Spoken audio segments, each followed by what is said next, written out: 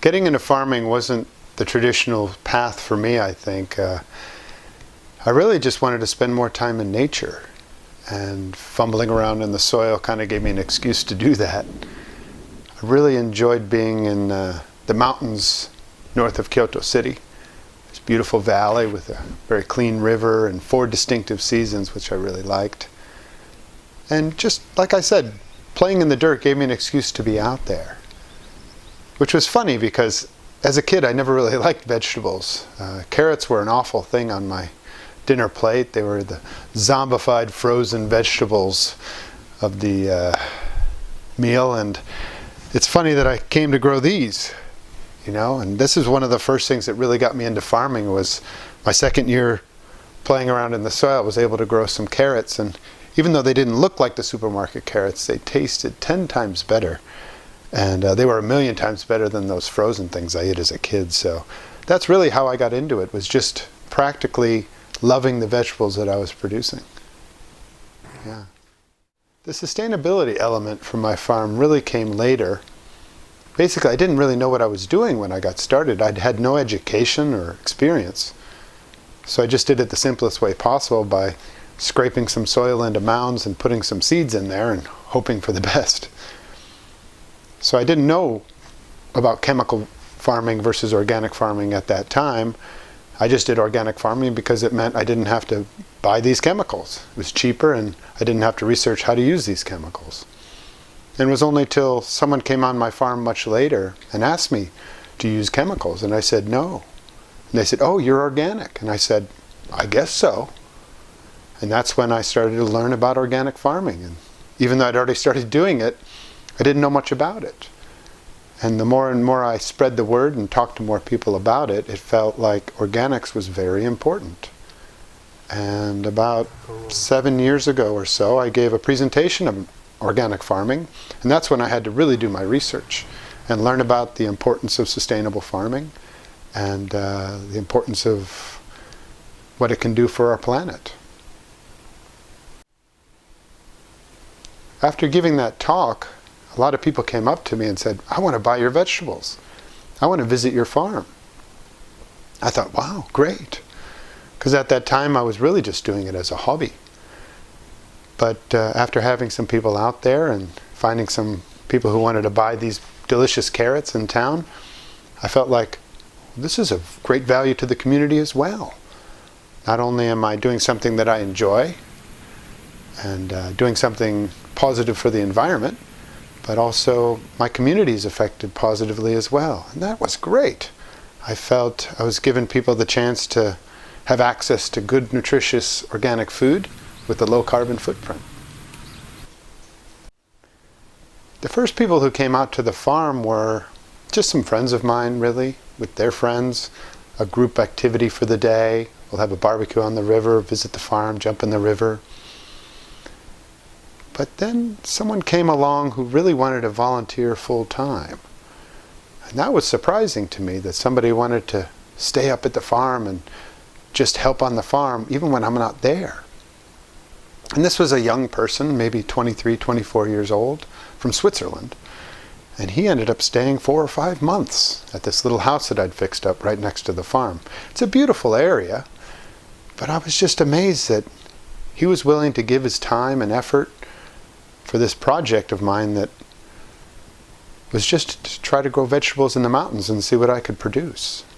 It really gave and brought some value to what I was doing. I felt like the benefits to Midori Farm from this gentleman were a lot more than just helping on the farm, but the encouragement, the sense of purpose, and the feeling like other people want to be involved.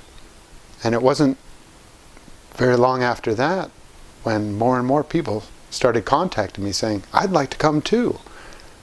I'd like to be a volunteer as well. I want to stay up there." Which was really amazing.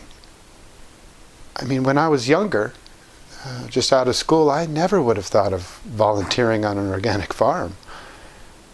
But after having hosted about 40 or 50 volunteers from about 25 different countries, I found there is incredible value to it. I think if I try to define my goal for Midori Farm now, it's to continue to create organic vegetables that are sustainably produced and delivered, but also to give people the opportunity to come out to the farm, to learn about how to produce these vegetables and to be able to taste them, and also giving people the opportunity to participate in other ways. I like to do events for families and for any kind of person to come out and go camping, visit the farm, go hiking, swimming in the river, even going sledding in the wintertime. Because I feel it's a valuable lesson for people to get out and kind of be in nature. I've long ago learned that nature is disappearing because people don't really love it anymore. And how do we get to love something that we've never really experienced firsthand? So having these events give people the opportunity not only to visit the farm, but to see these beautiful natural surroundings, learn to appreciate them, and want to protect them. What I really hope for the future is that we all learn to volunteer and collaborate and work with these small initiatives and startups that people are doing all over the world, such as beach cleanups and eco bags, carrying around your own water bottle, reusable items, recycling, composting. There's so many different projects out there. And I find that this is a valuable opportunity, not just for the person who's doing that or that community that they live in, but for people everywhere to be inspired and empowered to be able to come out and participate in a sustainable initiative. When I think about it, that's really what Midori Farm has become for me. What started as an excuse to spend time in nature quickly became a hobby and then a part-time job. And while I'm doing it full-time now, I find it less a job and more of a sustainable initiative to help preserve our environment, to help others to be connected with nature, their food, their own bodies. And I love it when volunteers come along with a special skill set that they can provide that otherwise I wouldn't be able to do.